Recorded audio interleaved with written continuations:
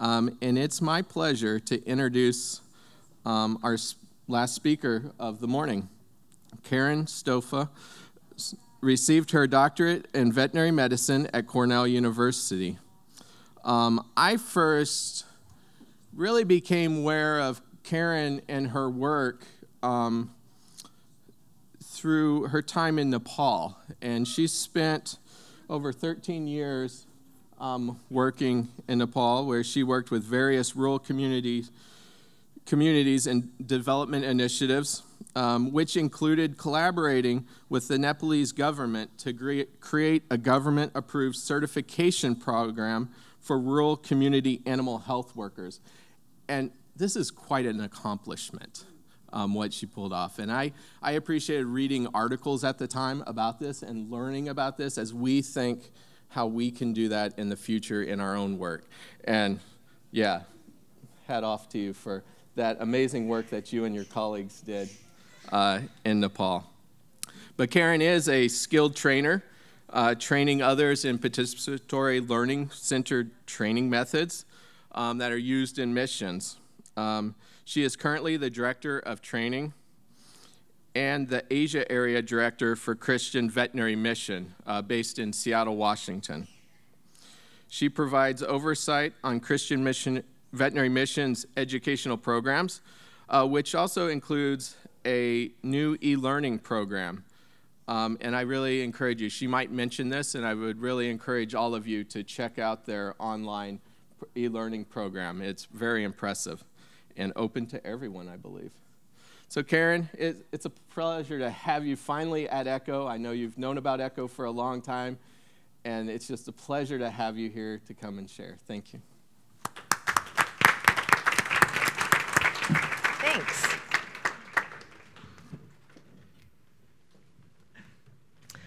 Well, good morning. It is a pleasure and a privilege to be here and to be part of ECHO International and the headquarters. I have visited ECHO in Asia when I was living there, but this is a special privilege to be here.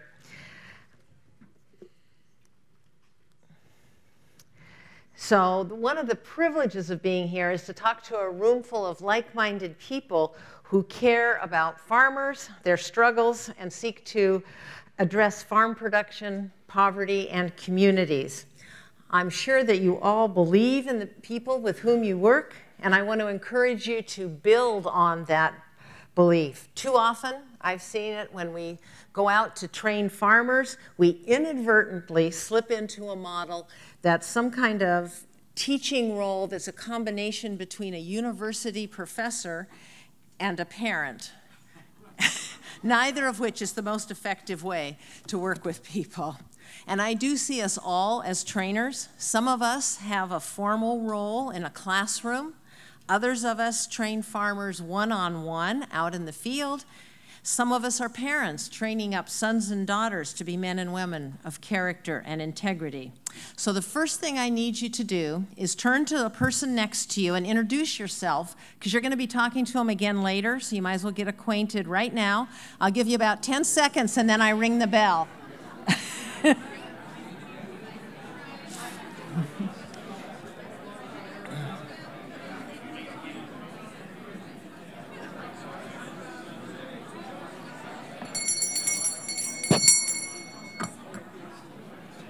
Okay, you'll get another chance to talk to him.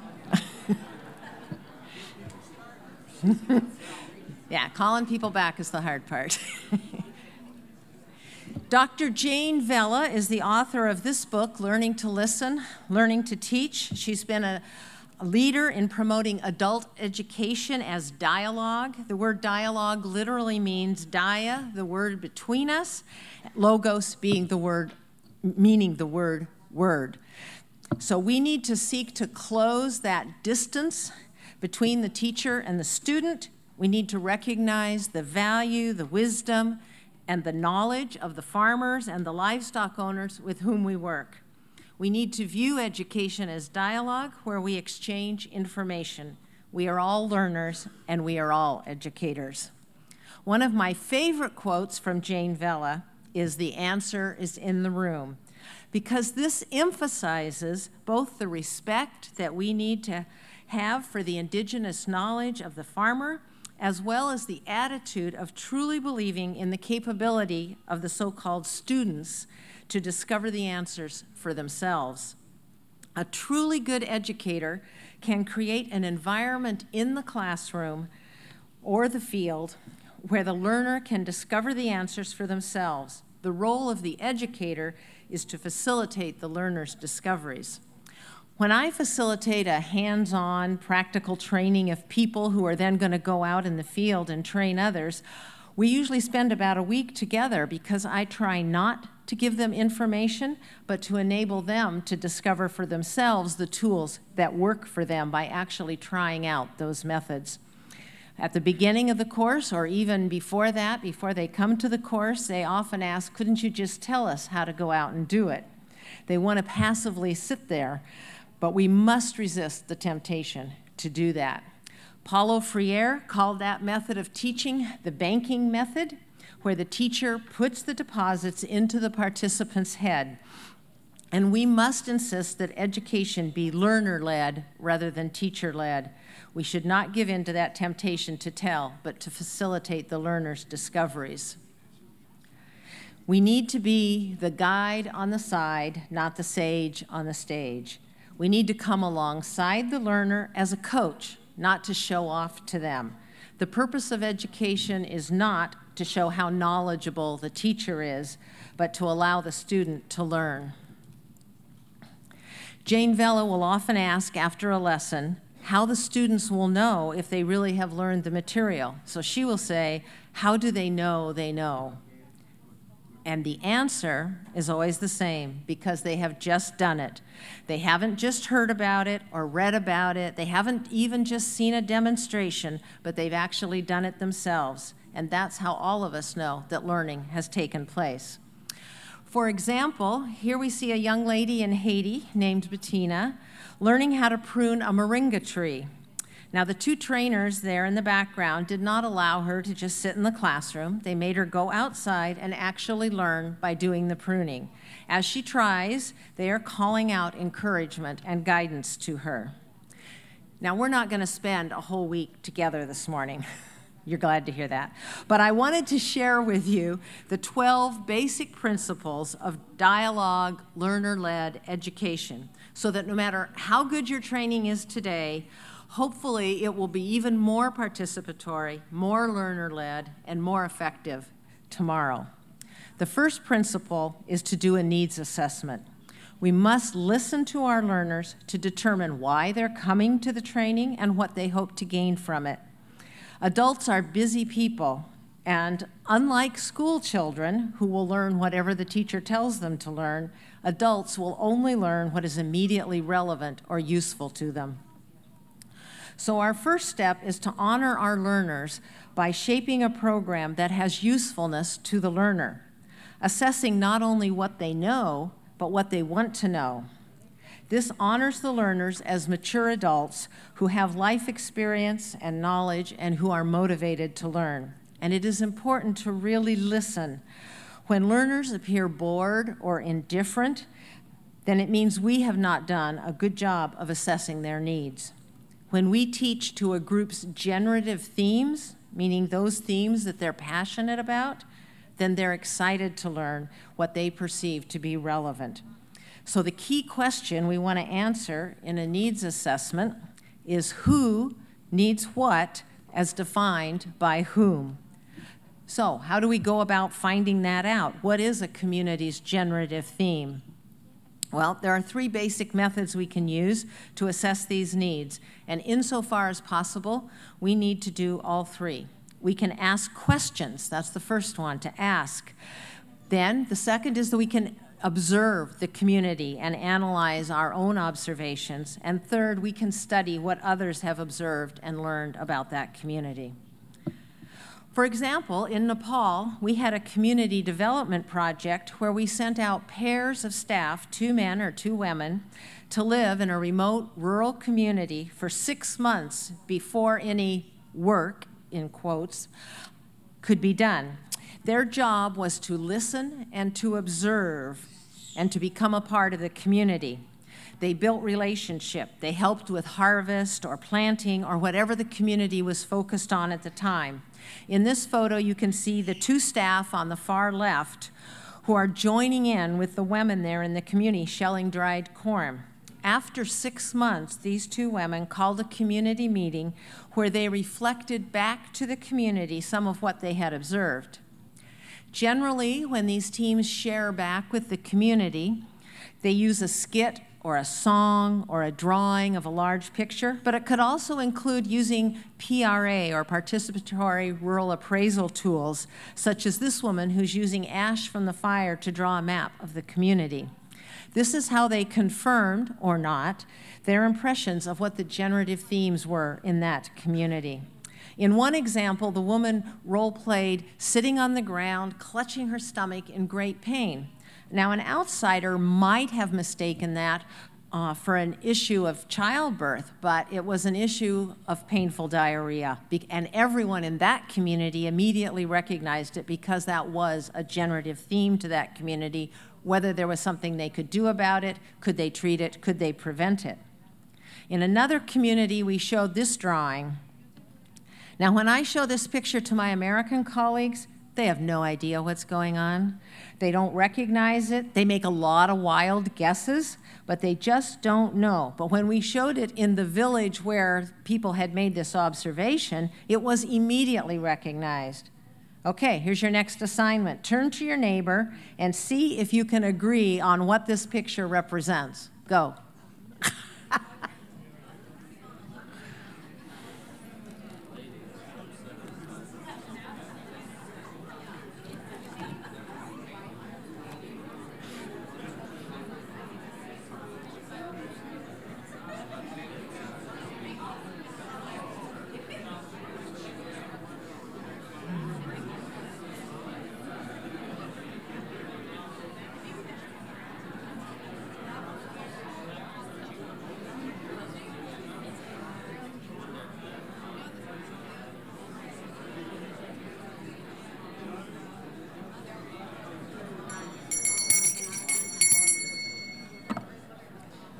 Okay, in this village, the generative theme was the conflict that happens when a man takes 2 wives.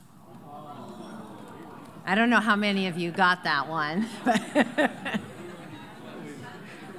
but it was exactly the theme in that community. Of course, we don't always have 6 months to do a need assessment, especially not if we're only offering a 2-hour training. But we can always do a need assessment. When I worked with a team of trainers in Nepal, we started our animal health trainings by asking the learners what livestock they raised and what challenges they had with their livestock. And initially, many of them would say that the biggest challenge was animals get sick and they don't know what to do. But with very respectful and careful questioning, we would let them discover that they did know what was wrong and what was likely to happen. We would ask things like, do they get better? Do they all die? Do other species get this too? Does it spread from animal to animal? What are the other symptoms that seem to go with it? Is there anything you do that seems to help? And eventually they discover for themselves that they really are experts on their own livestock. They can recognize and describe disease, and as trainers, with that much detail, we now know which diseases or combinations of disease will be important to discuss in this class. You can do this in 10 minutes at the beginning of a training session, and you have not only done a needs assessment that helps you, but you have shown respect for the experience and knowledge of your learners.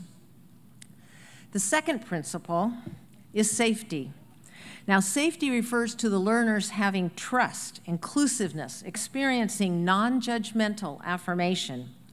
If we want our learners to truly engage, participate, and take ownership and responsibility for their own learning, we have to create an environment where it feels safe to speak up, to participate, and to ask questions. So techniques for this may include having them work in small groups first, to set realistic objectives, and to share our own experiences and credentials so they can trust us, as well as sharing our confidence in them. Let me give you an example. In Nepal, there was a 5-day practical hands-on training for local villagers on how to maintain their gravity flow water systems. Jailu, the woman on the right there, was selected from her village to attend the training so that she could care for the water system in her village. On the first day of training, there was a lot of group discussion and a demonstration of some of the tools that she would be trained to use. And at the end of the first day, Jailu announced she was going back home. Balkumari, one of the female trainers, took Jailu aside, but Jailu emphasized, "There's no way I'm going to stay or be able to do this. I have never been to school and I can't do this." Balkumari encouraged Jailu to stay. She encouraged her that although there had been a lot of theory discussed on that first day, the rest of the course was hands-on, and Balkumari promised to personally help Jailu with the material. Jailu had felt intimidated by the other trainees who had more education, and she was frightened by the unfamiliar setting. But Balkumari, the trainer, was willing to come alongside her, check in with her frequently, help her memorize the names of the tools and what they were for, as well as how to use them. So, next assignment, turn to your neighbor, and in the next 30 seconds, share a time that you were encouraged to try something new that you had been anxious about and what effect that encouragement had. And then switch, and the other person share. Go.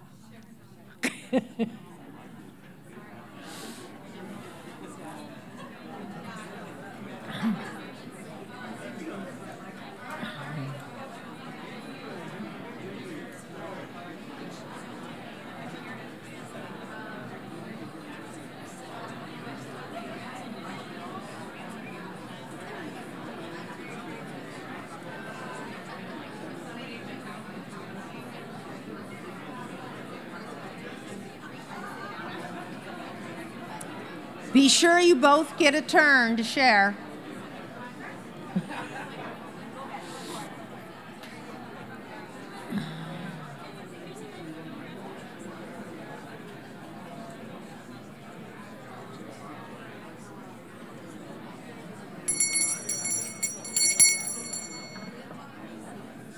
Okay.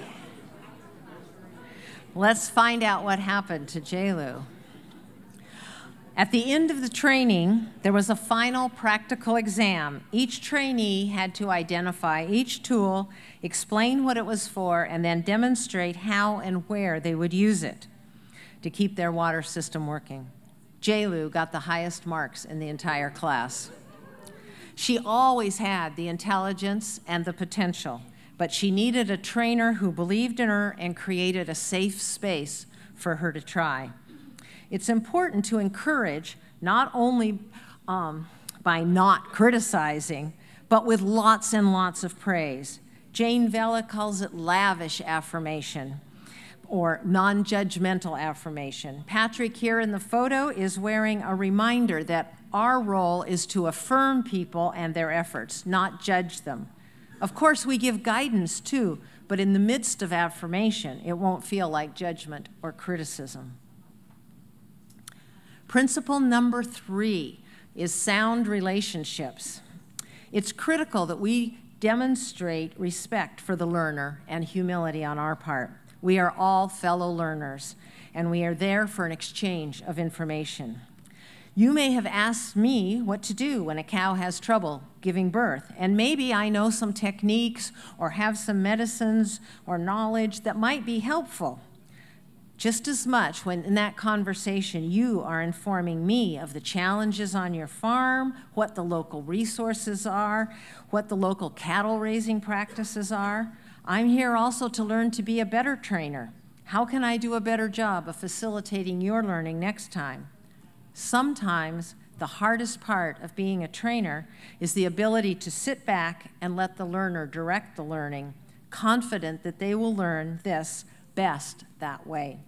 You need patience, you need confidence that you have set the learning task at the level where they are stretched but not totally discouraged. And you need to have faith in your trainees. It's much easier to do this kind of presentation. Come up here, read some notes, sit back down. But more learning will take place if we actually have a relationship with one another. Principle number 4, sequence and reinforcement. Sequence means doing the learning tasks in the proper order, from simple to more complex, from group work to individual work. As trainers, we need to set those learning tasks that allow our learners to grow and progress through those steps. Small steps are critically important. One way to do that would be to analyze a task or skill that you want to teach and break it into several small steps. What may seem simple on the surface, like teaching people to give an injection to their animals, is really a series of several small steps that are not that simple. At first, they need to learn how to hold the animal still and to be safe around animals. Next, they learn how to use a syringe and how to handle medicine or how to handle vaccine.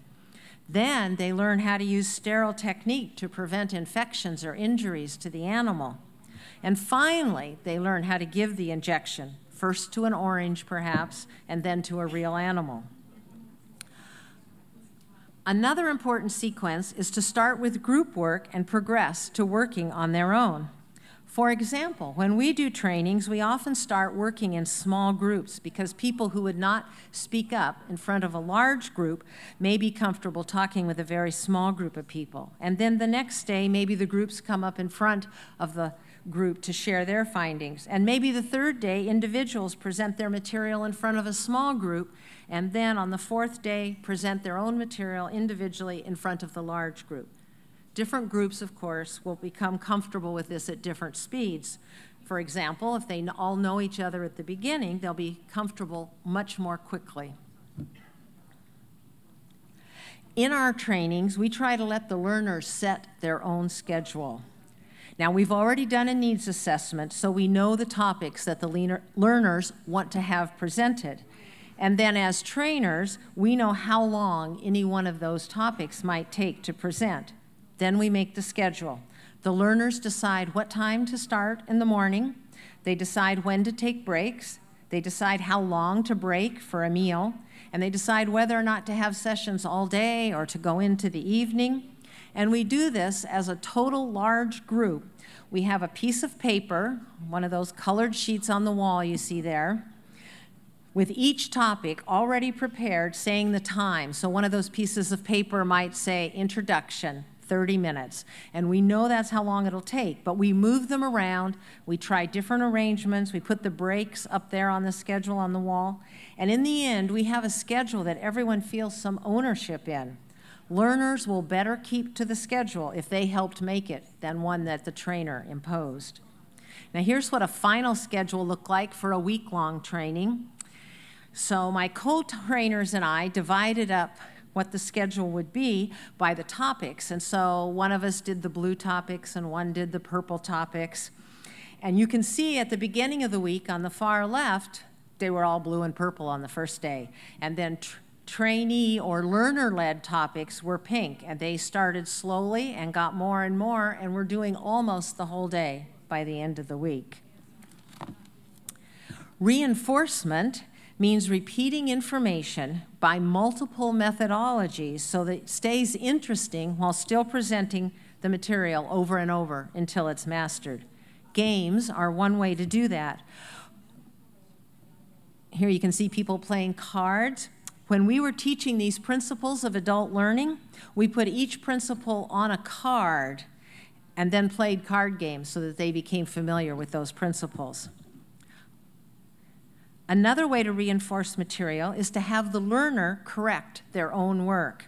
So for example, after teaching those steps I mentioned in the sequence for giving an injection, each of those steps will be written on a little 3x5 card and shuffled and given to them, and they have to put them in order. So the learner puts what they think is the right order. Then, to correct it, they turn the card over, and on the back side are the words in a well-known proverb or a scripture or the words to a song that they know.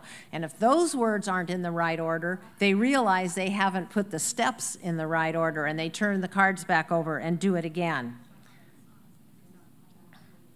Principle number 5 is praxis. Now, praxis is a Greek word that means action with reflection. It means we do something and then we reflect on our action, on our experience, on our observations, and we learn for the future. This is how adults learn. It's how we learn knowledge, skills, and how we learn attitudes. It should not be confused with practice. Practice is reinforcement, doing it over and over. Praxis is thinking about it and what you can learn after doing it before you do it again. Now you can see a training cycle drawn out here, can apply to almost anything, where you define the problem, then you plan something such as a training course, and then you implement it. Following the implementation, you reflect or evaluate, and then you make a new plan before you implement again. Another application of praxis is used with communities or groups of learners to analyze an event or a situation and then take appropriate action. Now, we can facilitate this kind of praxis by using these questions, which are easy to remember because they sound like the word showed in English. So the S is for see, what do you see here? The H is for happening, what do you think is happening? The O is for ours, does this happen in our situation? The W is for why does it happen? And D is for do, what are you going to do about it? This kind of praxis or reflection following an action or an observation leads to learning and change for the future. So you remember the picture of the man with 2 wives? When you use an illustration like that that shows a challenging situation, it's called a code. And we use codes to promote praxis by using those 5 questions about that picture. So in this case, if I'm the trainer or the extension worker or the community development catalyst, I would ask, what do you see here in this picture? And you might say, I see an angry woman, a beat-up woman, a frustrated man, poorly cared for children. And then I would ask, what do you think is happening? And if you're from that village, you would say, the husband doesn't know what to do when the 2 wives don't get along. So that's the S and the H. Now, turn to your neighbor again, and with that picture, practice asking the O, the W, and the D questions. Does it happen in our place? Why? And what are you going to do about it?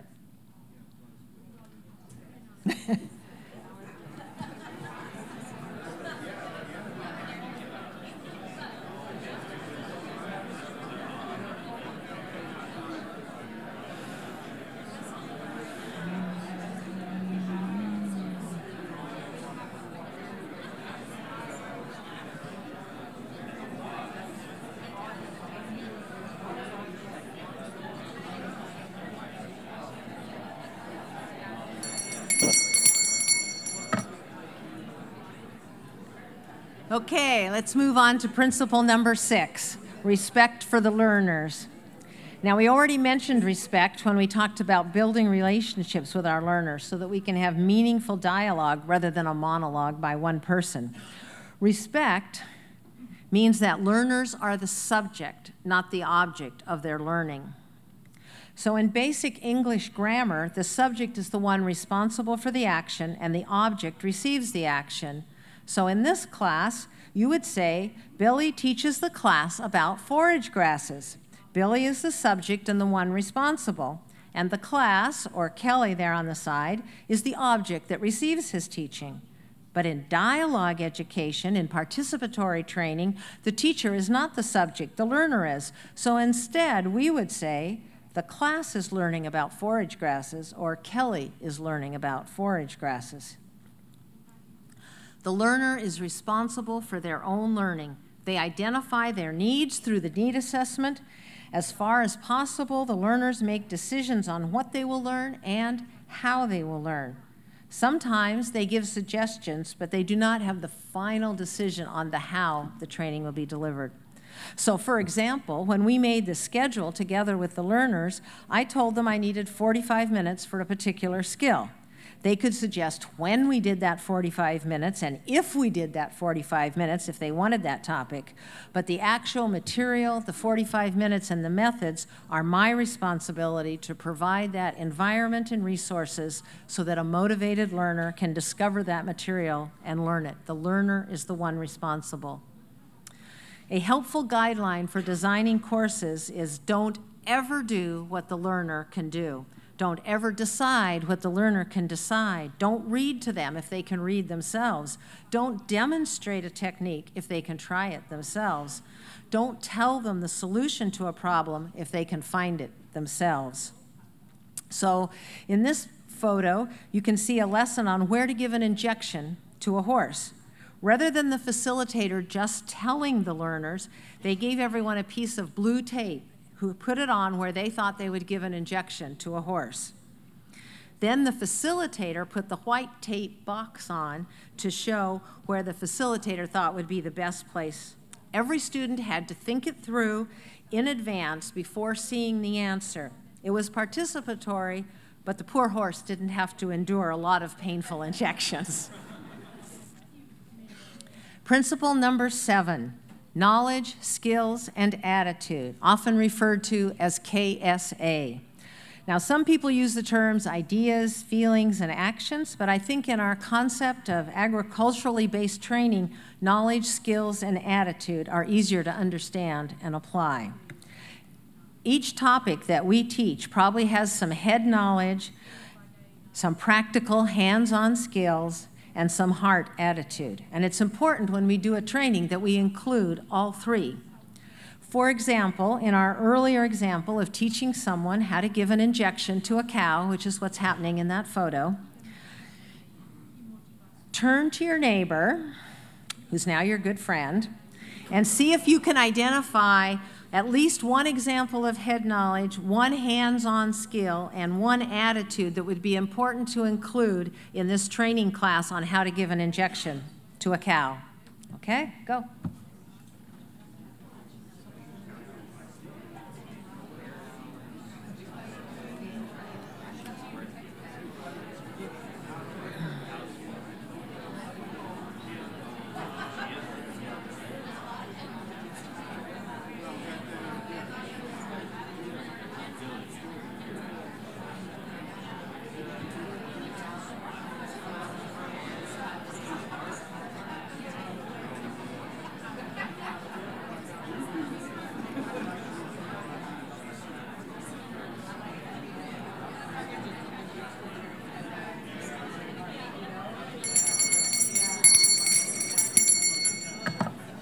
Now, there's lots of right answers to this, and I'm sure you've come up with them. I'll just give a few examples.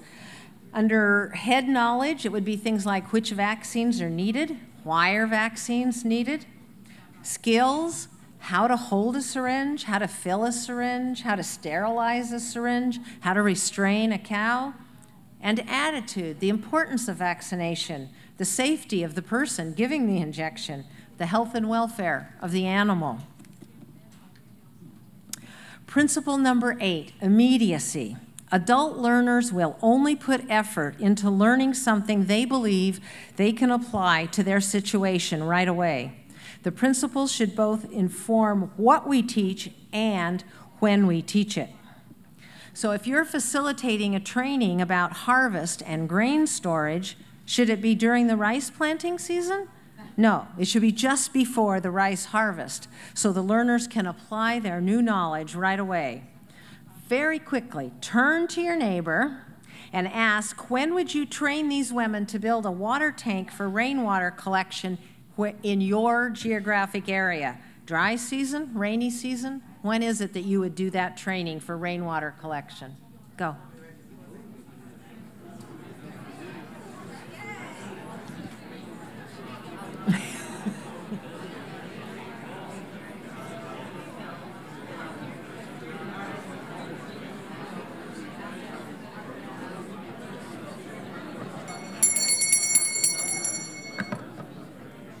Okay, thank you.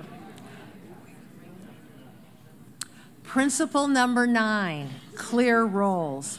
It takes time and reinforcement for adult learners to recognize themselves and their teacher as equal colleagues, and it may be very helpful not to use the word teacher if that has the connotation of a respected professor with whom you should not disagree or question. Try facilitator instead, as your role is to facilitate the learner who is the subject and not the object of the learning. Here's a picture of Dr. Basnet, a veterinarian in Nepal, who's explaining the major paradigm shift in his thinking. On the left, he drew how he was trained to teach top down. Trainer speaks, trainee absorbs it. But on the right is how he's come to view the situation now. We are all learners together with something of value to share with one another. Now, adult learners may not be familiar with that model. They may expect to be the passive recipient of the banking education method. So, how can we reinforce the idea of learner equality? With your friend, please brainstorm some ideas on how you could help learners accept their facilitators as equals, as someone to have dialogue with, rather than just someone to accept whatever they say. Go.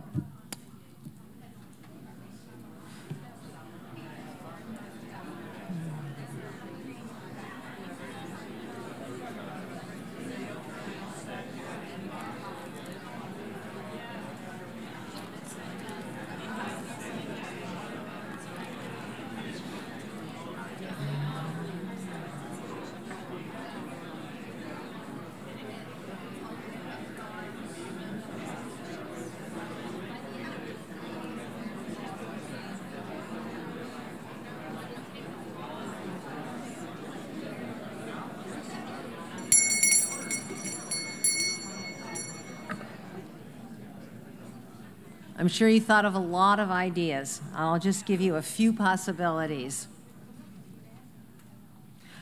You can set the tone of the class by starting with games and get acquainted activities where the facilitator is just one of the participants.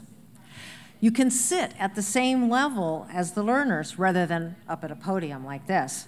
In the picture on the right, you can see me sitting on the floor with the trainees in a red sari there at their level, as though we were just having conversation or dialogue. Wearing a name tag, as the one on the right is, if everyone else is wearing a name tag. When this name tag was made for me, I was visiting an ag center in northern Thailand with a church group where they all spoke northern Thai, and almost none of them spoke any English, and I speak no Thai whatsoever. When they made that name tag for me in their language, that said to me, we care that you're here with us, you are one of us, and we want to know your name in our language. And that was very special and is meaningful.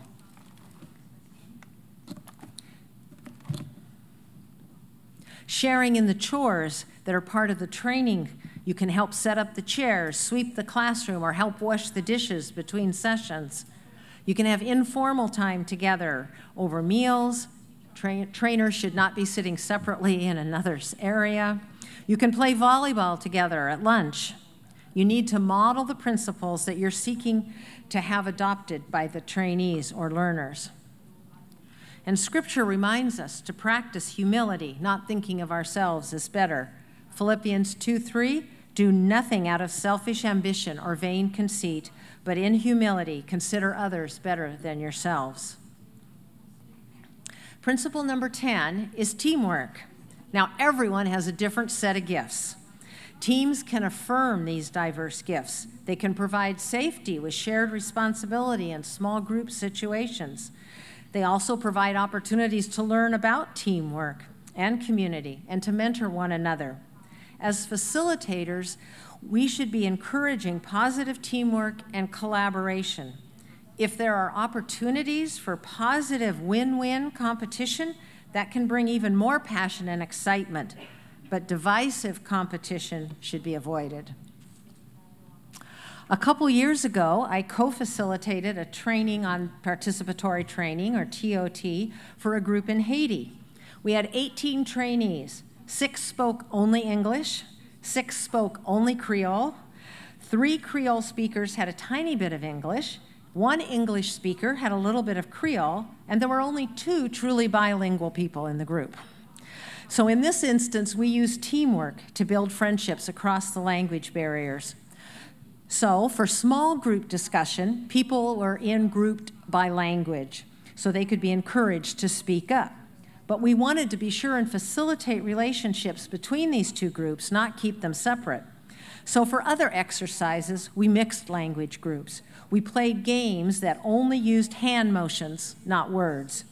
For chores, English speakers and Creole speakers can work together to serve meals or set up tables with little difficulty. We had bilingual cards so mixed teams could work together to put them in order. Our posters were either bilingual or used no words at all. During devotions, a Creole speaker would read the Bible, but the English speakers could follow along in the English Bibles without anyone needing to translate. Whenever there are new challenges in a training situation, let the learner solve it themselves. Never do what the learner can do. Here you see a team of learners leading the daily evaluation at the end of the day. They do not speak the same language. The purple arrow at the top, pointing to the right, asks, what moved us forward today? The blue arrow, pointing to the left, says, what held us back today? And the question mark stands for what questions do you have? Having teams encourages risk-taking and trying new things that an individual might not be confident enough to do. In some cultures, having a team of the women participants in a small group separate from the male participants allows the women to have a voice, which they might not have in certain cultures. That you may have similar issues with certain ethnic groups who don't speak up in front of one another, or age distinctions. Teams can provide safety, collaboration, cross-pollination of ideas, practical lessons for working together, and opportunities for learners to problem solve together. Number 11 is engagement. Engagement refers to the passion and energy with which learners will throw themselves into tasks. This kind of engagement happens when the topics reflect the learner's generative themes, when the learners feel ownership in the training as the subjects driving the training, when the learner can see an immediate application of learning to the situation, when the situation feels safe and the learner feels affirmed and encouraged rather than judged, when the tasks are sequenced so that the learner is challenged but not discouraged, and when the learner knows what is expected of them and that they are responsible for their own learning. In other words, these principles all work together, and you will find learners so engaged in learning that it'll be difficult to get them to stop because they are so passionate about what they're learning. Now, the final and 12th principle is accountability. Turn to your neighbor really quick and just tell them to whom you are responsible for any trainings that you do.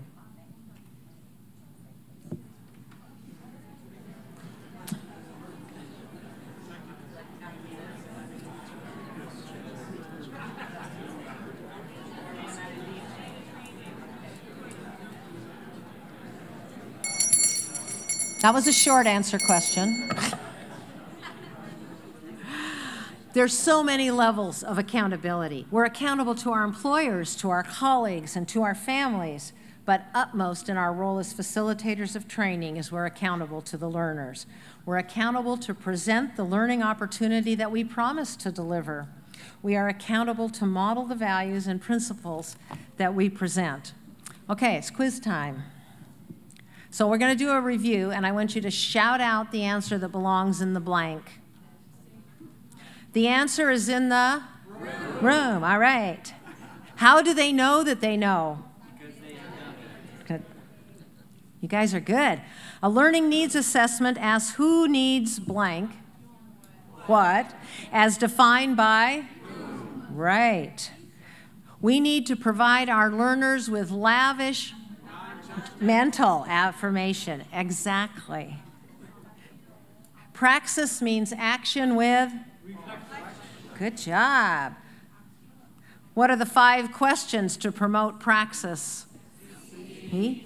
Happening, our place, Why does it happen? What are you going to do about it? You guys are getting 100%. Learners are the subject, not the objects of your learning. Don't ever do what the learner can do, right? Every topic should include knowledge, skill, and attitude, right? 100% you pass. As a follower of Jesus Christ, I believe that all people are created in God's image, that God's love is to be extended to all people, that everyone should have the opportunity to develop into the person that God created them to be. Therefore, I believe in the capacity and capability of those I work with. I trust that they can learn and discover, and I accept the responsibility to provide the setting and the resources that they need to take charge of their own learning. So I want to share 2 resources with you. If you want to review this or know more, there is a URL there. I also have business cards with that URL. That's all that's on it, is the URL for our e-learning program. And I'll have those with me this afternoon, and you can all get one if you're interested. If you go and sign on there, it's free. Anybody can do it. You will go to a catalog and look up under P for the participatory learning, and you'll find a module that covers exactly these same points for a review, or if you want to share it with somebody back at your organization. The other resource that we use in this is called Learning Together.